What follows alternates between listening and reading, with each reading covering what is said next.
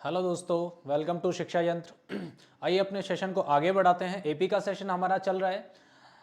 अब इसमें किस तरह के नए क्वेश्चन हो सकते हैं वो देखते हैं। हमारे एनसीईआरटी के क्वेश्चन अभी लेके चल रहे हैं। तो इसमें देखिए, ये क्वेश्चन है हमारा, which term of the AP 3, 8, 13, 18 is 78। मतलब क्वेश्चन में पूछा क्या गया है, एपी सीरीज है और इसमें ये इस क्रम में अगर बढ़ती जाती है तो पूछ रहा है कि ये 78 अगर इस तरीके से हम लिखते चले जाएं इसको आगे, तो हम इसको ऐसे प्रैक्टिकली भी कर सकते हैं। हम इसको अगर ऐसे ही बढ़ाते चले जाएं तो 78 कहीं आएगा और फिर काउंट कर सकते हैं कि कौन से नंबर पे आया। 1 2 3, चौथे नंबर पे 18 आ रहा है, फोर्थ नंबर पर 18 आ रहा है। तो वैसे पूछ रहा है कि 78 कौन से नंबर पे आएगा। तो विच टर्म, इसका कौन सा वो टर्म होगा, कौन सा वो पद होगा कि जिस पर ये 78 आएगा। तो अगर ऐसा क्वेश्चन है तो आपको क्या करना है, वही आपका सिंपल फॉर्मूला है, ए एन बराबर a plus n minus one into d इस्तेमाल करना है। पहले क्या करें, अपनी सुविधा के लिए क्या कर सकते हैं, हम इसमें से सारी की सारी वैल्यूज, जो गिवन वैल्यूज आपके पास हैं उनको पहले हम लिख लेते हैं, नोट डाउन कर लेते हैं। ए इसमें 3 है, डी इसमें कितना है 8 माइनस 3, क्योंकि सेकंड टर्म में से फर्स्ट को माइनस करते हैं या थर्ड में से सेकंड को माइनस करते हैं तो डी आ जाता है, ये 5 है। ए एन की वैल्यू कितनी है 78 है। तो आप ये सारी वैल्यूज उठाकर इसमें पुट कर दीजिए, क्योंकि एन मिसिंग है वो आपको मिल जाएगा। ए एन बराबर a plus n minus one into d. तो ए एन की वैल्यू है आपकी 78, क्योंकि यहाँ तक हमें पहुँचना है। तो ए की वैल्यू है 3 और एन की वैल्यू मिसिंग है और डी की वैल्यू है 5। तो पहले क्या करेंगे, 3 को इधर शिफ्ट कर देते हैं, 78 माइनस 3 तो इज इक्वल टू कितना हो गया एन माइनस वन इंटू 5। 78 में से 3 माइनस किया तो हो गया आपका ये 75 is equal to n minus one into 5 को ट्रांसफर कर देते हैं इधर, डिवाइड हो जाएगी ये वैल्यू एन माइनस वन, तो 5 से कटेगा ये 15 टाइम्स, 1 को ट्रांसफर कर देते हैं तो n बराबर आ गया आपका 16। इसका मतलब क्या है, अगर जैसे हमने इसमें 4 टर्म लिख रखे हैं, 4 पद लिख रखे हैं, ऐसे लिखते हो जाए तो 16वें नंबर पे हमारा क्या आ जाएगा 78 आ जाएगा। तो एकदम इजी क्वेश्चन था, ज़्यादा मुश्किल हुई नहीं। इस तरह के क्वेश्चंस जो है आपको 1 1 2 2 नंबर के एग्जाम में मिल जाते हैं। देखते हैं नेक्स्ट क्वेश्चन क्या है।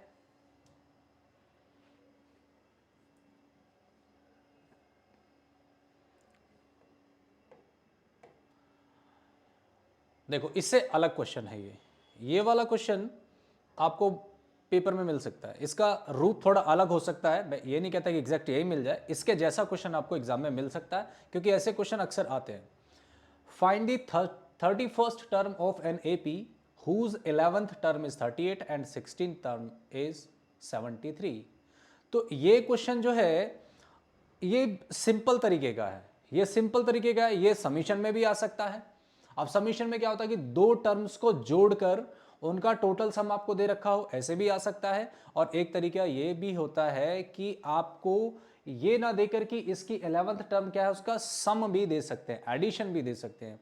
तो वो जो आपकी नेक्स्ट एक्सरसाइज है, इससे अगली वाली एक्सरसाइज है, उसमें भी ये क्वेश्चन आ सकता है। अब इसके 2-3 तरीके के फॉर्मेट हैं। अब धीरे धीरे आगे बढ़ते हैं और देखते हैं कैसे कैसे क्वेश्चंस बनते हैं, वो अपने आप ही सामने आते चले जाएंगे। तो ये वाला क्वेश्चन है, इसमें 31वां पद आपको निकालना है, 31st टर्म निकालना है और इसका 11th टर्म आपको 38 दे रखा है। पहले आपको इतनी बात पर ध्यान देना कि 11th टर्म दिया गया है और उसकी वैल्यू 38 है। इसका मतलब क्या है, तो इसको क्रम वाइज लिखना शुरू करते हैं कि A11 इक्वल टू कितना है 38। अब जो A11 है इसकी वैल्यू क्या होगी, A11 हमें पता है कि AN से निकलेगा। AN बराबर कितना होता है A plus n minus one into d. तो यहां पर n की वैल्यू 11 है तो यहां 11 कर देते हैं, जहां पर भी n है वहां 11 कर देते हैं। तो यहां पर हमें दिख रहा है A11 की वैल्यू 38 है तो रख दिया हमने यहां पर 38। A की वैल्यू है नहीं, 11 माइनस वन 10 होता है और D। तो हमारे पास ये फर्स्ट इक्वेशन आ गई। इसको आप अपनी सुविधा अनुसार ऐसे भी लिख सकते हो जैसा अक्सर पढ़ते हुए आए हैं, इस तरीके से। ये आपकी फर्स्ट इक्वेशन हो गई।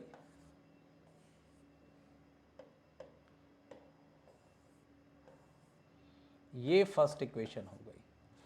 अब दूसरी स्थिति क्या है आपकी, इसमें 16th टर्म जो है वो 73 दिया गया है। मतलब जो 16वां जो नंबर है इस सीरीज का, जो 16वें नंबर पर जो लिखा गया है वो 73 है, तो वो आपका A16 इज इक्वल टू कितना होगा 73। तो इसकी मैं डायरेक्ट वैल्यू निकालूं, A11 आया था A प्लस 10D, तो A16 कितना आएगा A plus 15D is equal to 73। Equation 2, 1 और 2 को यूज करके हम A और D की वैल्यू फाइंड कर लेते हैं। ठीक है, करते हैं। A plus 10D is equal to आपका है 38 और A plus 15D is equal to है आपका 73। सब्ट्रैक्शन कर देते हैं। अब सब्ट्रैक्शन क्यों किया गया, आप इसका रीजन जानते होंगे क्योंकि आपने 3rd चैप्टर में इस बारे में पढ़ रखा है लीनियर इक्वेशन में। तो एलिमिनेशन मेथड हम लगा रहे हैं, तो इसका साइन अपोजिट हो गए सारे, माइनस माइनस माइनस, A से A कैंसिल हो गया, तो 10 में से 15 गया तो माइनस का 5D हो गया।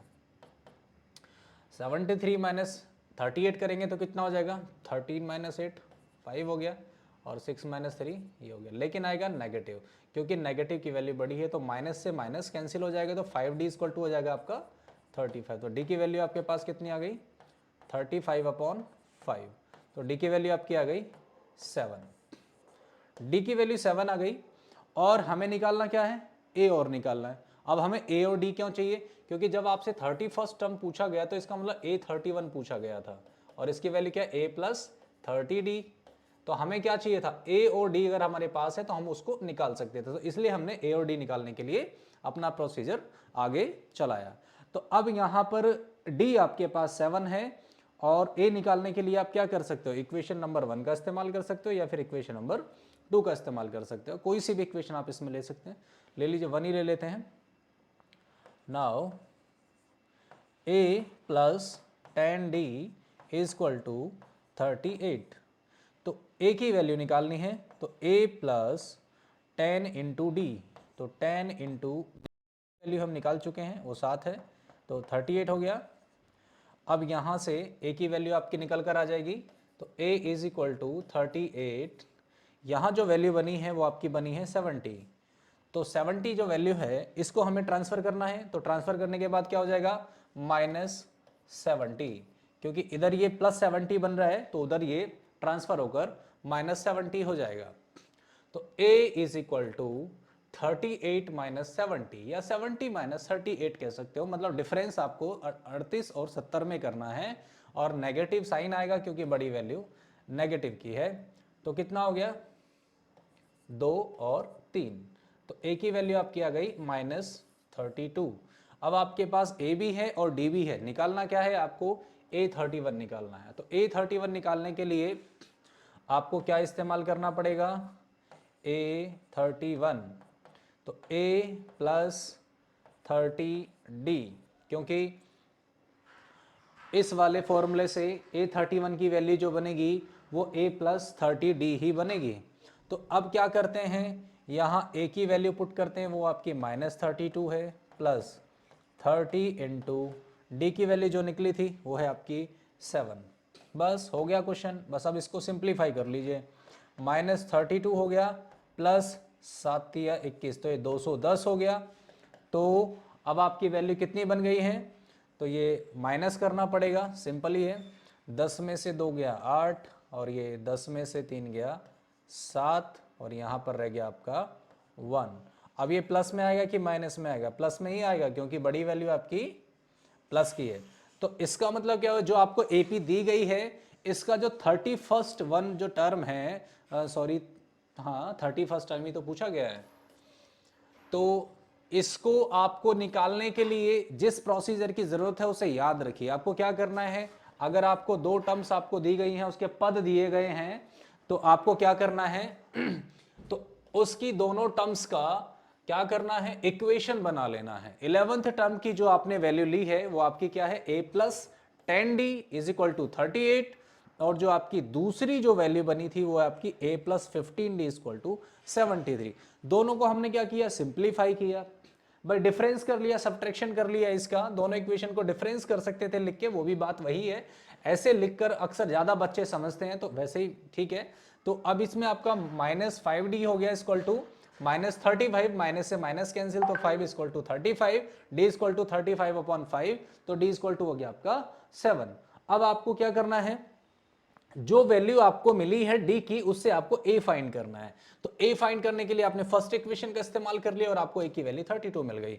और ए और डी की वैल्यू आपने क्या किया, जो इक्वेशन आपकी थी, जो आपको 31st वन टर्म निकालनी थी, उसमें आपने उसको पुट कर दिया और जो फाइनल वैल्यू आपको मिली आंसर है। बस इतना ही तो क्वेश्चन है, हो गया।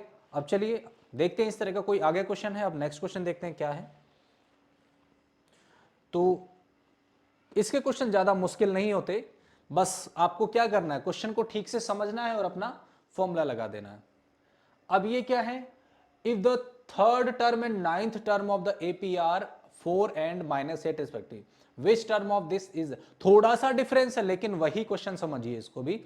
ये क्वेश्चन इसलिए लिया ताकि उसका जो कॉन्सेप्ट है वो आपको क्लियर हो जाए और थोड़ा सा डिफरेंस कैसे कर सकता है ये देखिए। अब इसमें यहां चीज बदली है, बाद में वहां 31st पूछ रहा था, यहां थोड़ा सा अंतर कर दिया है। अब क्या बोला गया इसमें, इसका जो थर्ड टर्म है वो 4 है और इसका जो नाइन्थ टर्म है वो -8 है। तो दोनों सिचुएशंस को क्या करना है, पहले आपको लिख लेना है। तो ए थर्ड आपका कितना है, 4 है। अब ए थर्ड के लिए ए एन वाले फॉर्मूले से बनी इक्वेशन क्या आएगी, a + 2d = 4, सीधा इक्वेशन आपको 1 आ गया। अब आपके पास है a9 है आपका -8, तो यहां से बनने वाली इक्वेशन क्या होगी, a + 8d = -8, ये इक्वेशन आपकी 2 हो गई। फर्स्ट और 2 इक्वेशन को आप क्या करेंगे, यूज करिए फॉर। अब मैं ऐसा करता हूं कि फर्स्ट इक्वेशन को ही 2 के नीचे लिख लेता हूं ताकि हम ज्यादा स्पेस का यूज ना करें, जल्दी ही हो जाएगा। तो हम यहां पर सब्ट्रैक्शन कर देते हैं, आपकी इक्वेशन 1 है, माइनस माइनस और माइनस ये कैंसिल हो गया, 8 - 2 हो गया आपका 6d, और ये -4 है और ये -8 है, तो ये दोनों माइनस के हैं, सेम साइन के हैं, तो क्या होंगे, प्लस हो जाएंगे। तो ये आपका हो गया -12। तो d की वैल्यू कितनी हो गई, -12/6, ये आ गया आपका -2। तो d की वैल्यू आपकी कितनी आई है, d की वैल्यू आपकी आई है -2। अब a की वैल्यू चाहिए, a की वैल्यू निकालने के लिए आपको कौन सा इक्वेशन इस्तेमाल करना है, पहला इस्तेमाल कर लेते हैं, a + 2d = 4। तो a = क्या होगा, 4 - 2d। पहले हम इसको फॉर्मेट में ले लेते, इनटू कितना हो जाएगा, d की वैल्यू -2, तो हम वैल्यू को यहां पर सब्सटीट्यूट कर देते हैं और ये आपका हो गया 4 × 4, ये प्लस हो जाएगा क्योंकि माइनस और माइनस प्लस, और 2 × 2 4 हो गया। तो a की वैल्यू आपकी 8 आ गई, ये आपकी 8 आ गई। a और d आपको मिल गया। क्वेश्चन को आप पढ़िए कि करना क्या है, अब कोई टर्म निकालनी है। अब कह रहा है कि विच टर्म मतलब n की वैल्यू पूछ रहा है, an नहीं पूछ रहा है, n की वैल्यू पूछ रहा है। कह रहा है कि इस सीरीज की कौन सी टर्म 0 होगी। तो इसमें इसका मतलब है कि an की वैल्यू इस बार आपको दी गई है 0, उस क्रम में दी गई है जो जहां पर आपको n उसका पद पूछा गया उस क्रम में दी गई है। तो an बराबर आपका क्या है, 0 है, और n जो है आपका मिसिंग है, n इस बार क्या है आपका मिसिंग है। a आपका कितना है, 8 है, और d आपका कितना है, -2 है। फिर an वाला फॉर्मूला यहां पर लिखिए और अपनी वैल्यूज को डालकर सिंप्लीफाई कर दीजिए। an की वैल्यू 0 है, a की वैल्यू आपकी 8 है, और n की वैल्यू मिसिंग है, और d की वैल्यू -2 है। ब्रैकेट में लिख लेते हैं, इसको शिफ्ट करिए इधर, -8 हो गया, n - 1 और ये -2, -2 को शिफ्ट करते हैं तो -8/-2 = n-1। माइनस से माइनस कटा, 2 से ये 4 टाइम्स कट गया, तो n-1 बराबर आपका आ गया 4।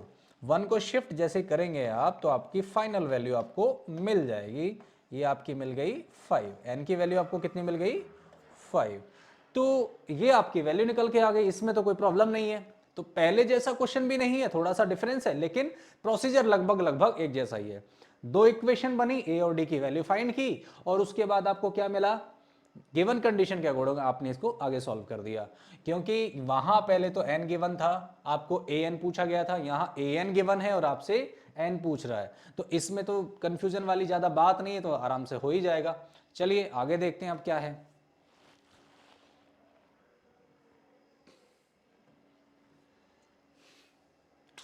अब ये क्वेश्चन है, the 17th term of an AP exceeds its 10th terms by 7, find the common difference.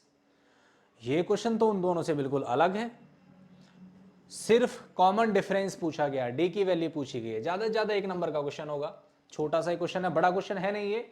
अब ऐसा छोटा क्वेश्चन लिखने में ऐसा लग रहा है कि बड़ा अजीब सा क्वेश्चन है ये, इसमें ये जो शब्द डाल दिया एक्सीड्स वगैरह, तो कुछ बच्चों को इसमें कंफ्यूजन हो जाती है।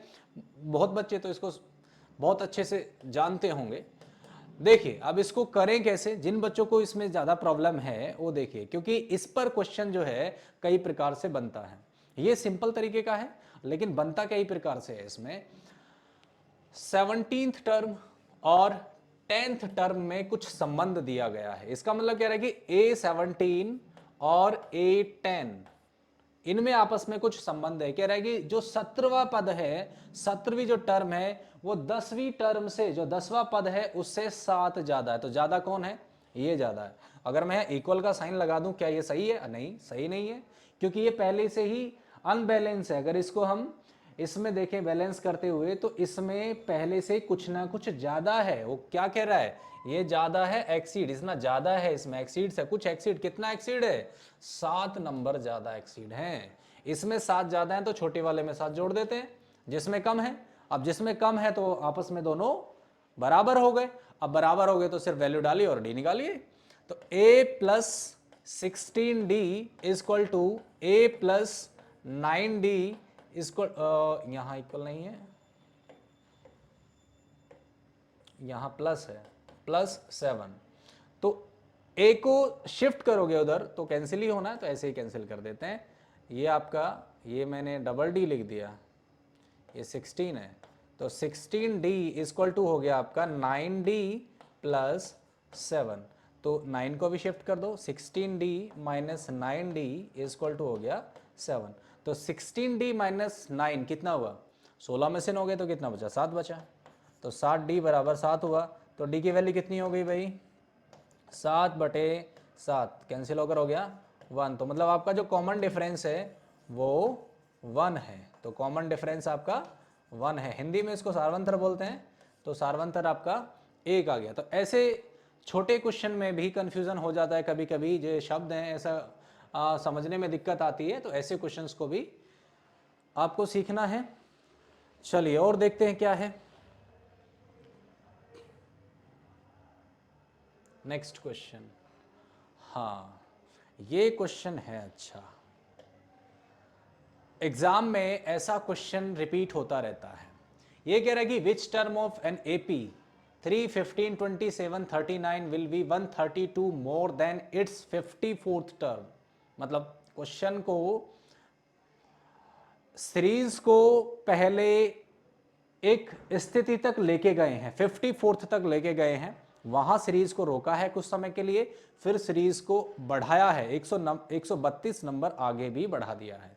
अब ये जो पूरा प्रोसेस लिखा है बोर्ड पे, इसको समझिए क्या कह रहा है, इसको समझते हैं पहले। ये कह रहा है कि एक सीरीज है, इस तरह की एक सीरीज है और ये इसमें ऐसे बढ़ता जा रहा है, और ये पहले नंबर पे 3 लिखा है, दूसरे नंबर पे 15 लिखा है, तीसरे नंबर पे 27 लिखा है, और 39 जो है 4th नंबर पे लिखा हुआ है। तो ये कह रहा है कि ये 4th नंबर पे लिखा हुआ है, तो यहां 54th नंबर पे क्या होगा, पहले तो आपको ये बताना है। इसके 54th नंबर पर क्या होगा वो टर्म निकालनी है। जब आपके पास वो वैल्यू होगी उसमें 132 जोड़ लेना, फिर वो टर्म इस सीरीज की कहां पहुंच जाएगी, वो कौन से नंबर पे होगी, फिर ये बताना है। पहले आपको ये नंबर दिया है, वैल्यू पूछ रहा है, फिर आपके पास वैल्यू होगी, फिर आपसे नंबर पूछेगा। ये क्वेश्चन है, ये तो सिंपल ही है, ज्यादा मुश्किल नहीं है, बस इसको करने में कंफ्यूज नहीं होना है। तो आपकी जो एपी है उसका ए कितना है? 3 है। डी कितना है? 15 माइनस 3 मतलब 12 है। और पहले एन की जो वैल्यू है, स्मॉल एन ही ले लेते हैं, वो 54 है, और ए 54 पूछ रहा है। तो सबसे पहले ए 54 अगर आपको निकालना है तो ए 54 बराबर क्या होगा? ए प्लस 53d। ए की वैल्यू 3, 53 इंटू डी की वैल्यू 12, तो कितना हो गया? 3 plus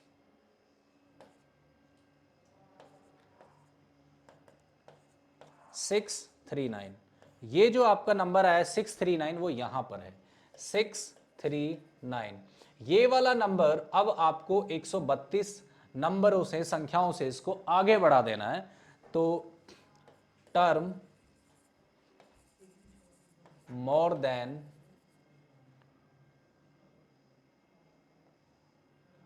132 more than, term 132 more than 54th term, तो वो क्या होगी 639 प्लस 132, तो ये आपका हो गया 771। इसका मतलब क्या है, ये जो नंबर है वो कहां पर है, यहां पर है 771। अब ये सिंपल क्वेश्चन हो गया। अब देखिए, अब इसमें से मालूम क्या हुआ, ये सीरीज बढ़ती जा रही है, बीच के प्रोसेस को भूल जाइए, बीच में क्या किया भूल जाइए, ये सीरीज बढ़ती जा रही है और इसका अंतिम पद 771 है। तो बताइए कौन से नंबर पे होगा। तो हम इसको कैपिटल एन मान लेते हैं, तो हमें ये निकालना है। तो इसका मतलब ए की वैल्यू कितनी है आपकी, वही 3 है क्योंकि सीरीज तो वही है। डी की वैल्यू कितनी है आपकी 12, वही है। एन कितना है, ये मिसिंग हो गया है। और इसका ए एन कितना है, वो आपका 771 हो गया है। तो ये तो एकदम बेसिक क्वेश्चन है। अब किया क्या इसने, एक क्वेश्चन को पहले अपने बेसिक से लेकर आया और बीच में से उसको और आगे बढ़ा दिया, मतलब एक ही क्वेश्चन में डबल क्वेश्चन जनरेट कर दिए। तो ऐसे भी होता है। अब इसमें आपको क्या करना है, वही आपको इस्तेमाल करना है, a n equal to a plus n minus 1 into d. तो ए एन की वैल्यू कितनी है आपकी 771, ए की वैल्यू कितनी है आपकी 3, एन की वैल्यू मिसिंग है और डी की वैल्यू कितनी है आपकी 12। 3 को इधर ले आइए, 771 minus 3 equal to n minus 1 12। तो कितना हो गया,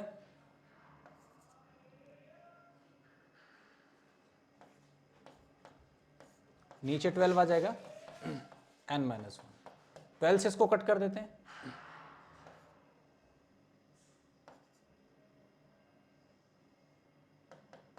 एन माइनस 1, तो ये 64 टाइम्स कटा, तो एन माइनस 1 बराबर मतलब 64 प्लस 1, तो ये हो गया 65th। मतलब क्या हुआ अब इसका कहने का मतलब था कि 3 से लेकर 54 पे नंबर में जो नंबर आएगा 54th पर जो आएगा वो 639 है, ठीक है। अब उसके बाद कह रहे हैं कि 132 उसमें ऐड करिए, वो हमने ऐड कर निकाले 771। ये कौन से नंबर पे आ रहा है, ये आ रहा है आपका 65th नंबर पे। इसका मतलब 54th नंबर पे 639 है, तो उसी तरीके से 65th नंबर पर 771 है।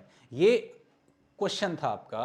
तो इसमें क्या किया था इसने, जो क्वेश्चन आप इसमें पूछा गया उसमें हमने क्या किया, तो ए डी और एन पहले निकाले और उससे ए एन निकाला।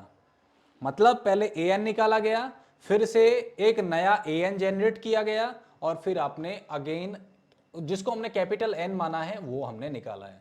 तो इसमें दो सवाल एक साथ मर्ज करके पूछे गए हैं। ये क्वेश्चन अच्छा है। अब इसमें ये वैल्यूज और सीरीज चेंज कर सकता है, लेकिन क्वेश्चन का फॉर्मेट यही रखता है, तो इसको ध्यान से देखना है। चलिए नेक्स्ट क्वेश्चन देखते हैं क्या है।